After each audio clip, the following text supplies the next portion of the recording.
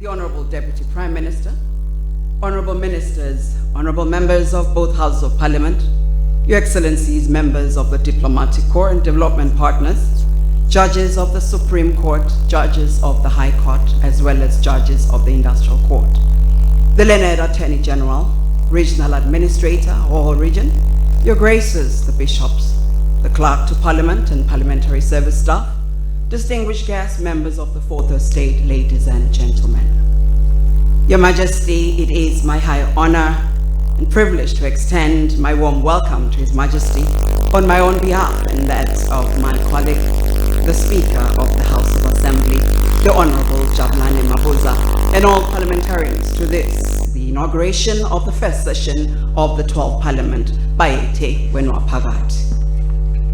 It is an equal honor and privilege to extend a warm and unreserved welcome to Her Majesty Mhlekazi Ndlovukazi, Mother of the Nation, Gobs. It is my honor to also welcome the Right Honorable Speaker of Senate in the Republic of Kenya, Honorable Amason Jeffer Kingi and his delegation. A special welcome to all those joining us through digital media platforms. Mbangazitha, we are gathered here following the successful completion of Imikhosi Yelive and the year-opening National Prayer Service. The ever-increasing numbers at such gatherings are a good sign that eMaSwati are committed to their king and country. We are grateful for the Lord's protection and guidance in the preceding year. The plentiful rains are always an encouraging precursor for a productive year ahead. Indeed, we have faith the Lord will show us great and mighty things. Hlangalwezwe, the 12th Parliament, is a product of the recently concluded national elections. Our unique monarchical democracy once again delivered a peaceful change of government. eMaSwati aphuma ngedingane ayawugawula tindvungo letobambisa makhosi ekwakheni live. The election was the first of its kind, delightfully so because the nation was able to follow progress very closely through live broadcasts on national television and other digital platforms.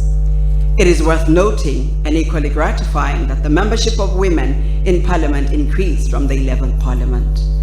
As it stands, the percentage of women members of Parliament has jumped from 21% to 28%. This trend demonstrates that indeed the kingdom is on a positive path towards equitable representation. Wenyamandvuna eMaSwati, the spirit of our monarchical democracy reverberated yet again when eMaSwati came from all corners of the country and gathered for Sibaya to drink from His Majesty's wisdom. At Sibaya, eMaSwati also exercised their constitutional right to mandate Parliament with policy guidelines for the incoming government. The nation, with the aid of technology, also participated in the process of the formation of the government of the day. Sibaya, as always, was diverse, inclusive, and participatory. The attendance in the diaspora were also able to participate. Mbangazitha Sikudali Bayete are stating Sibaya. The outcome of Sibaya was clear to all and sundry, and it culminated in what we perceive as His Majesty's Ngwe Declaration. Lwandlo Kulu, following the mandate from His Majesty and Sibaya, and in anticipation of the inauguration of the first session of the historic induction conference, where all parliamentarians were empowered with tools to work effectively. Further to that, the respective chambers of Parliament have also completed the process of electing the portfolio and sessional committees. The only outstanding process is the election of the members of the Parliamentary Service Board. The 12th Parliament has indeed hit their proverbial ground running. I am pleased to further report that Parliament of Eswatini was recently elected into a 15-member standing committee of the Conference of Speakers and Presiding Officers of the Commonwealth, CISPOC. Hlangalwezwe, you expressed yourself in very clear terms at the conclusion of Sibaya that the national deliberations will continue in the various chiefdoms and Dingunda across the country.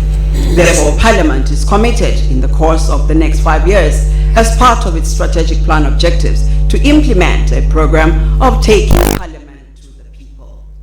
This initiative will be implemented working in conjunction with the established structures of our monarchical democracy.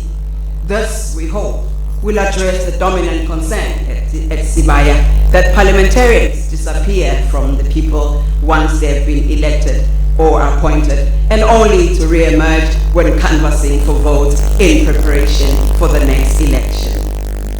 We look forward to the support and collaboration of Bobabe Kikuru and other relevant structures in order for this program to be a success.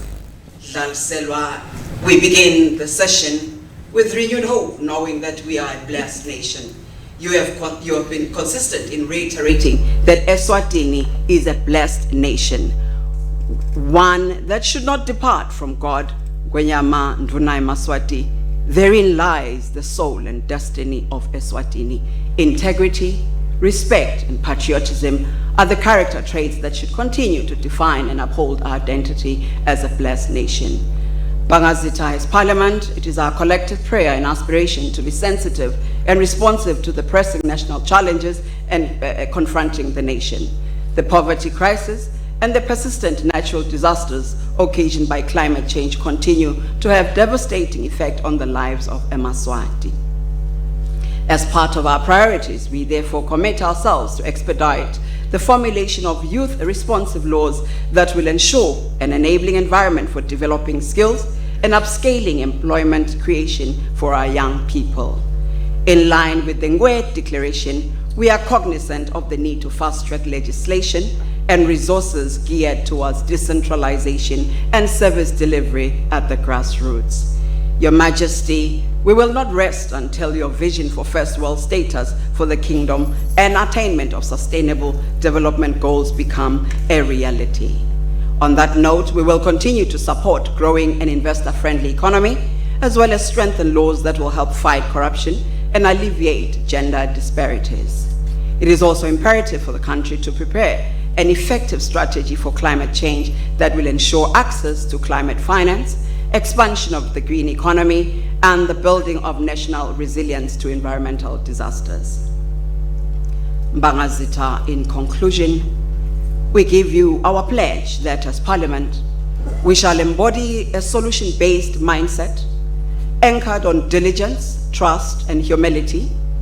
Parliament further extends its gratitude for the opportunity we got to Yovusela Emakosi, whereat we were able to introduce ourselves and share our vision for the country. We were particularly encouraged and enriched by the words of wisdom and blessings from their majesties.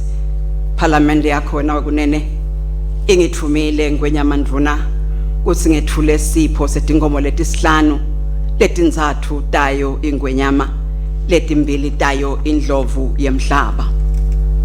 Your Majesty, with these few remarks, it is now my singular honor and privilege to invite His Majesty to address this joint sitting of Parliament and the nation to inaugurate the first session of the 12th Parliament. Ngekuthoba lokukhulu hlangalwezwe ngicela imbube yemhlaba iphefumlele iParliamente, iphefumlele live, iphefumlele nemhlaba kulesicephu sekuqala kuyo iParliament yelishumi nakubili. Bayethe wena waphakathi Nkosi Ndlovukazi Mhlekazi.